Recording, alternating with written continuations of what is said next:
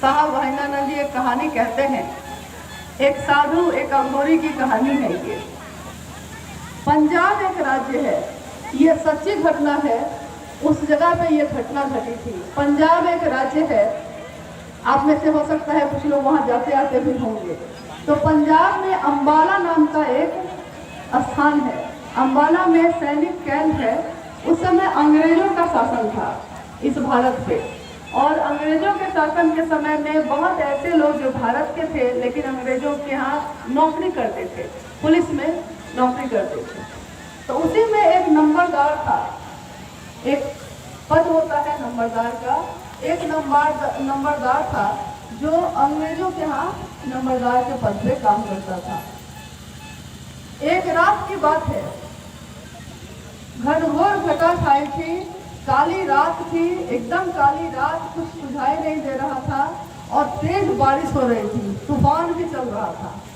उसी तूफान और बारिश में वो नंबरदार अपने घोड़े पे अपने घर की तरफ लौटा। उसका घर एक छोटी सी नदी, जो कि आपके क्षेत्र में जगह जगह दिखाई देती है, पहाड़ी नदी।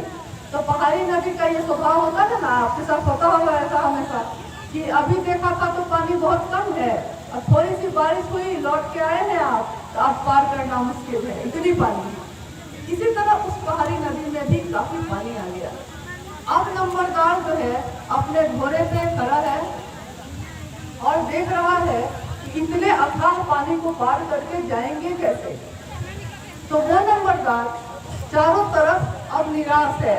देखिए, जब तक हमारे पास शक्ति होती है, पावर होता है, सुविधाएं होती हैं, तब तक हमारा मन हारता नहीं है, नीचे झुकता नहीं है, समर्पित नहीं होता।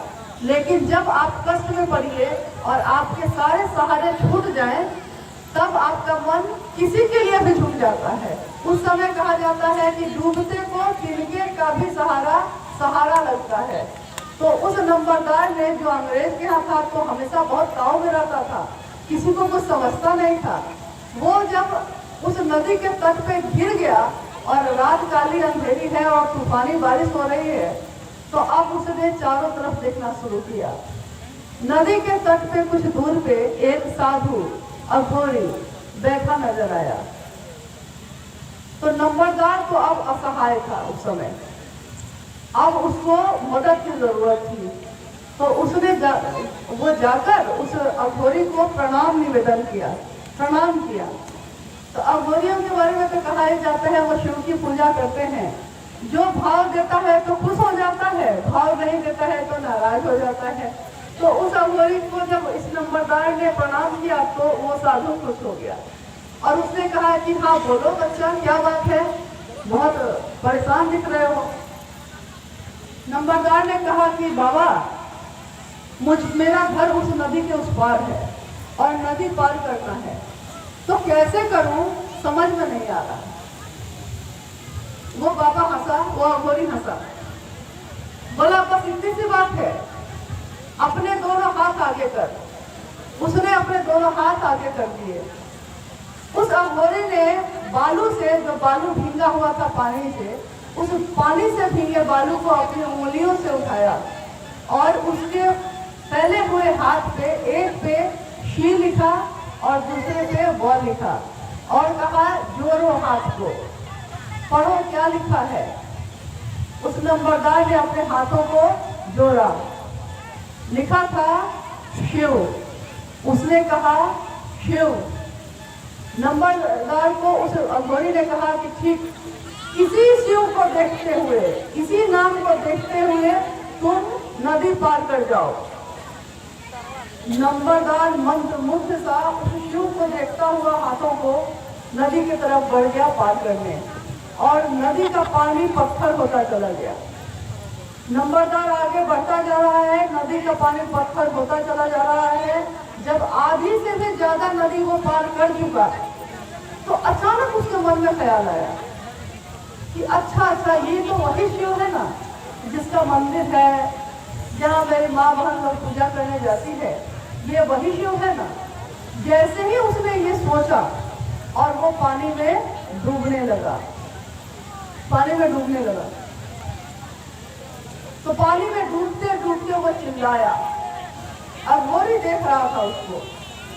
अघोरी वहीं से चिल्लाकर बोला, अघोरी ने वहीं से चिल्लाकर कहा कि रे रे, अपने शिव को छोड़, मेरे शिव को देख।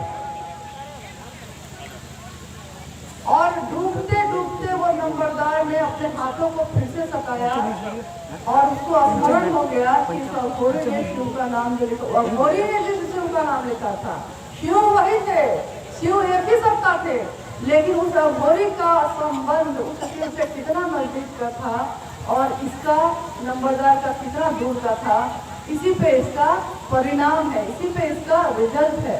आप उस शिव को जितना अपना समझेंगे वो शिव आपका अपना होगा, और जितना अपना होगा वो आपके लिए उतना तक करने को तैयार होगा। इसलिए उस शिव को अपना समझिए। और गुरु आते नहीं है खुद अपना काम करने, गुरु के शिष्य ही उनका काम करते हैं। जैसे आप गुरु की चर्चा करते होंगे तो क्या शिव गुरु खुद आते हैं चर्चा करने? वो हमारे और आपके माध्यम से इस दुनिया में इस बात को, इस ज्ञान को फैलाते हैं। ज्ञान को फैलाने का भी बहुत बड़ा माध्यम होता है ये। किस तरह कहानियों का सिलसिला तो बहुत लंबा है, कितनी कहानियां कही जाए, लेकिन छोटे में एक बात मुझको याद आ गई अभी कि एक आश्रम था, उसमें एक गुरु रहते थे। तो गुरु काफी वृद्ध हो गए, बूढ़े हो गए, तो उनको ख्याल आने लगा कि अब मैं हिमालय की तरफ चला जाऊंगा, तो इस आश्रम को चलाने के लिए एक उत्तराधिकारी को बना के चला जाना चाहिए मुझको। उन्होंने अपने शिष्यों में से चुनना शुरू किया। तो उनके शिष्यों में 2 शिष्य ऐसे थे